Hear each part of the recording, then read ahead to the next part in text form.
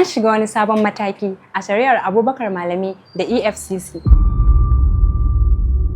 Watanni da suka gabata, EFCC ta alakanta Malami da manyan zarge-zarge a ciki har da tallafawa ta'addanci, batan tiriliyoyin kuɗi da kuma mallakar asusun bankuna 46. Wannan zarge-zarge sun bazu sosai a kafafen watsa labarai, musamman na kudancin Najeriya. Sai dai a lokacin da aka shiga kotu, tuhume-tuhumen da aka gabatar a gaban alkali mai shari'a sun bambanta. Babu zancen ɗaukar nauyin 'yan ta'adda, babu zancen satar kuɗin abacha, babu zancen golden crude, babu maganan batan dala miliyan 77. Sai dai sun kawo zarge-zargen mallakan kadarori da kuma abin da suka kira cin zarafin office, wato abuse of office a turanci. Shin abin tambaya a nan shine, ya dace hukumar EFCC ta yada tuhume-tuhume daban ga 'yan jarida sannan ta zo kotu ta canza ma'auni? Shin wannan wata manufa ce ta ɓata wa Malami suna ta hanyar amfani da kafafen yada labarai a watsa labaran kanzon kurege, sannan a zo daga baya a kawo wasu tuhume-tuhume daban? Shin wannan siyasa ce ko kuma abin da ake kira oversight ne? Ku gaya mana a comment section.